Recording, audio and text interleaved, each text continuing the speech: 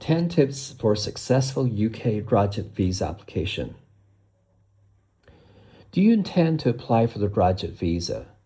Then this video could save you thousands of pounds and your future in the UK. My name is Charles Magee and I spent 27 years working in UK universities, supporting international students, especially in recruitment.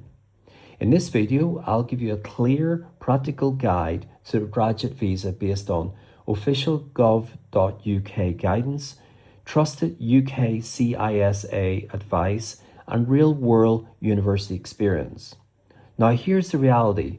While most graduate visa applications are approved, when refusals do happen, it's not because the students are ineligible, it's because of simple, avoidable mistakes.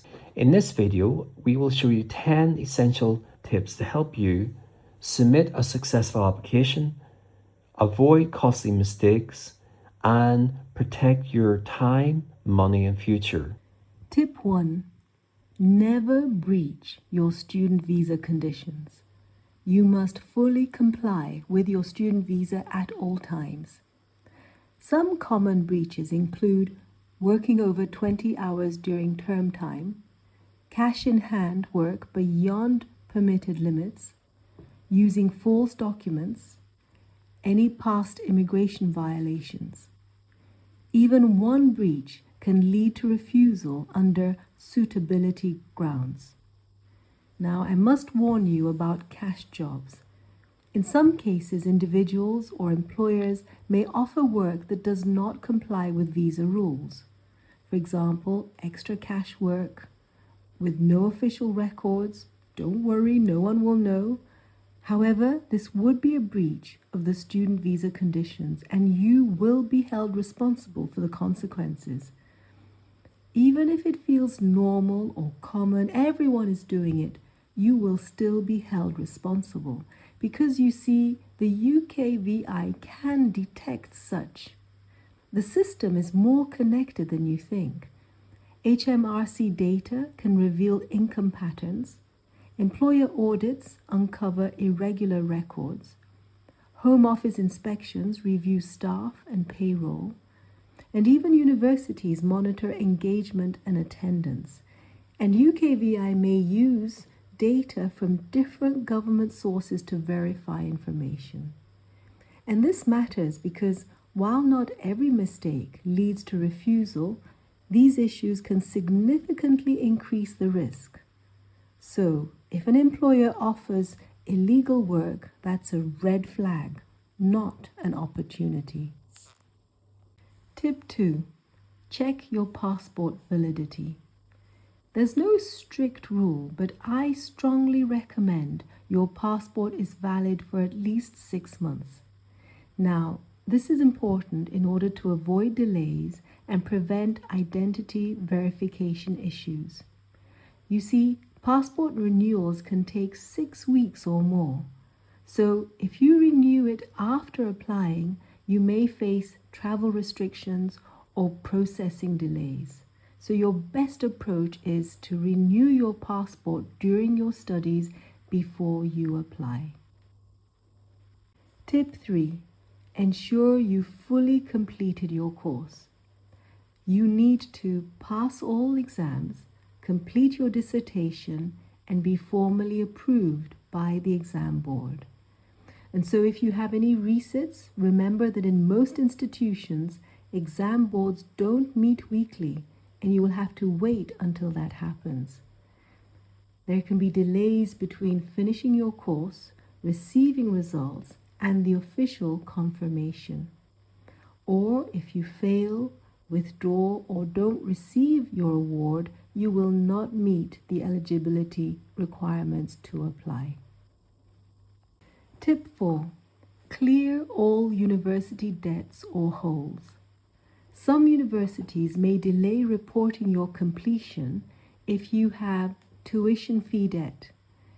Universities may point to contractual issues when you firm up your unconditional offer letter. It's less likely that there are accommodation charges, library fines, or outstanding equipment that is due to be returned. Some universities may delay or withhold confirmation of completion in line with their policies. And if reporting is delayed, you will not be able to submit a valid application at that time. You risk missing your deadline. And so my advice is clear all payments early, return all items, and leave nothing unresolved. Let me give you a little extra for free. Don't try to play the BCA game on your graduate visa application. Why can't you play the graduate visa game with your university? If you think you can academically pass your course, not fully pay off your tuition fees, and still get your UK graduate visa, you're taking a serious risk. I hear this all the time. I finished my degree, I've passed everything, so the university has to report me to UKVI, right? Sounds logical, but that's not how the system actually works. Under UK immigration rules, you can only apply for a graduate visa after your university confirms to the Home Office that you've successfully completed your course. And here's the part most people don't realize. Your university controls when that confirmation is sent. You see, from the university's perspective, they are being monitored very closely by UKVI. They have to hit strict targets on things like how many students complete their course, how many actually enroll, and how many get refused visas. So yes, even if you pass academically, they will usually count you as completed in their internal data, as that protects their compliance. But that doesn't mean they have to help you with your graduate visa outcome. If you still owe tuition fees, many universities will hold back your official award and delay reporting your completion to UKVI. And here's the problem. If they don't send that confirmation, you cannot successfully apply for the graduate visa. Full stop. Meanwhile, your student visa doesn't wait. You usually get about 4 months after your course ends. And if that time runs out before the university reports you, you've missed your window. So you're not really beating the system. You're putting yourself in a position where you've passed your degree, but you can't stay in the UK. You see, universities separate two things. You finishing your course and you getting your visa benefits. And if your financial obligations are not met, they can hold the second one back until everything is resolved. If you're planning to stay in the UK after your studies and wish to apply for the graduate visa, don't take that risk. Pay off your fees within your university's rules, because without that final confirmation to UKVI before your visa expires, your graduate visa simply isn't happening. Hi, I just want to add in about a critical date, the 31st of December 2026. For completing international students who wish to secure a 2-year graduate visa, please note that most UK universities have this procedure. 1. All your assessments and any resets must be passed. 2. Your results must be officially approved by your exam board, and remember, they don't normally occur every week. 3. Then your university can notify UKVI on or before the 31st of December 2026. But your university must also confirm this notification to you, preferably by email. Please bear in mind that most professional support staff at UK universities will be finishing work from about 12 noon on Christmas Eve, that is Thursday 24th December 2026, and won't be returning to work until Monday the 4th of January 2027. Also note that many staff members will be taking a few days or a week of annual leave before Christmas Eve. So for last minute students, get everything wrapped up before this Christmas New Year period so you don't miss out on the 2 years duration of the graduate visa. Also note that most UKVI civil servants will be off work during this period. Tip 5. Wait for official university reporting. This is the most important rule. You must apply only after your university has reported your completion to UKVI. Submitting your dissertation is not enough. Getting your results is not enough. You need formal confirmation and official reporting to the Home Office. Most universities will email you something like completion reported or graduate route eligibility confirmed. If you apply too early, your application is very likely to be refused. Tip 6. Apply from inside the UK. The graduate visa is in-country only. You must be physically in the UK when applying. If you apply from outside the UK, your application will not meet the eligibility requirements and is likely to be refused. So if you plan to travel, wait until your results are confirmed and until your university reports completion.